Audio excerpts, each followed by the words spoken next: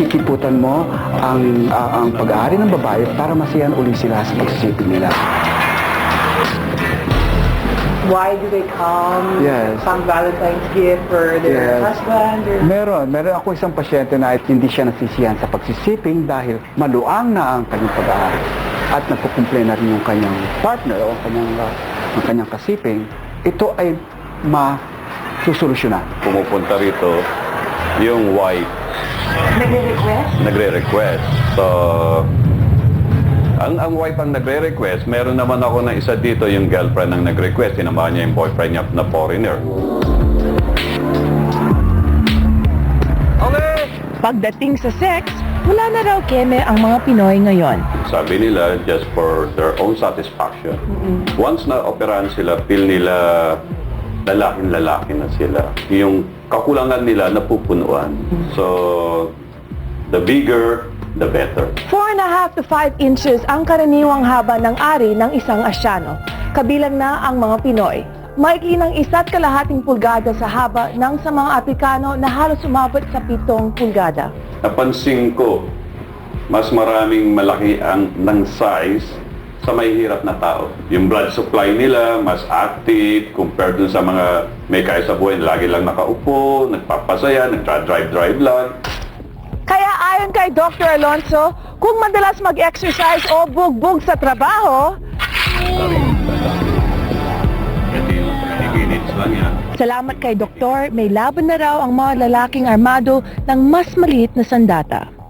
We have fat transplant, we have dermal graft, we have the synthetic fats injection like the hydrogel. So ini-enhance natin, pinapaganda, pinapalaki, pinapahaba.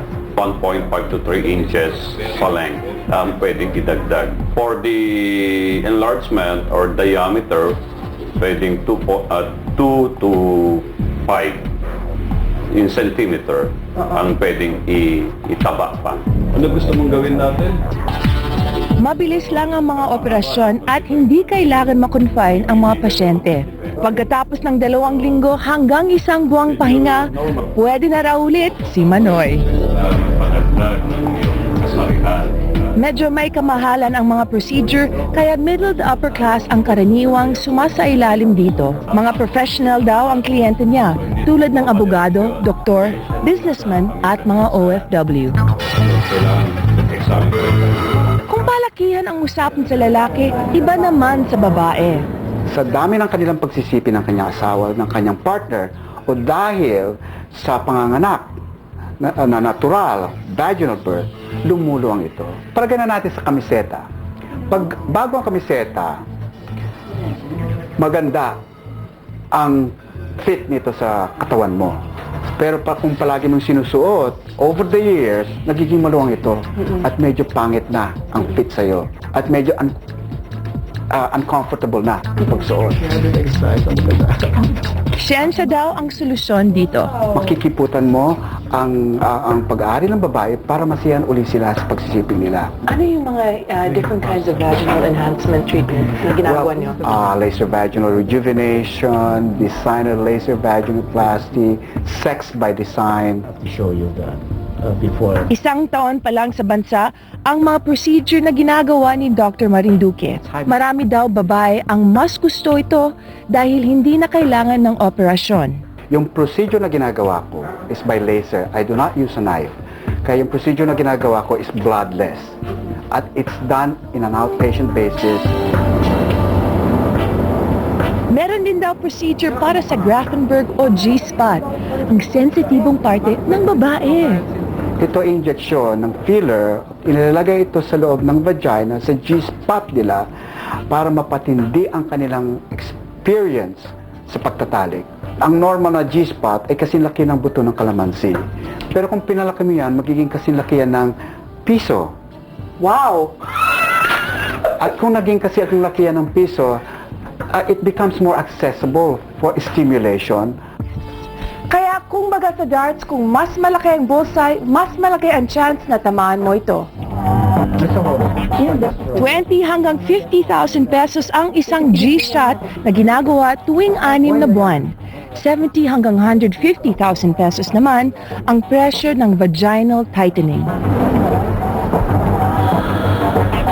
Sa panahon ngayon, kumakonti na raw ang mga Maria Clara, ayon kay Dr. Marinduque. Kaya nga ako napauwi dahil alam ko na mga babae sa Pilipinas ay nagiging sexually liberated. Kumbaga, talaga alam na nila kung anong gusto nila. Hindi na ikinahihiya. Before, hiyang-hiya pa sila, sinisikreto pa. Pero ngayon, because maybe through internet, through media, you know, Mas common. mas exposed na. Pero paalala ng dalawang doktor, kahit pwedeng gawin sa kahit sino, hindi raw para sa lahat ang mga procedure na ito. Kung meron siyang marital problems aside from the sexual aspect of the marriage, hindi yon. Kailangan niya ng marriage counselor. Halimbawa, ang babae na hindi nasisiyan, anorgasmic, halimbawa hindi siya nasisiyan sa pagsisiping.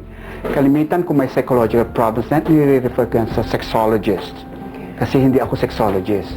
Na susolusyonan ko yung mga physical aspect of sexuality. How does it change them? It enhances their self-esteem. Nagiging sure sila sa mga sarili nila. And surprisingly, nag-enhance din ng self-esteem ng kanilang kapartner. So it really It really is for enhances the both. sexual relationship ng couple. Yes, exactly.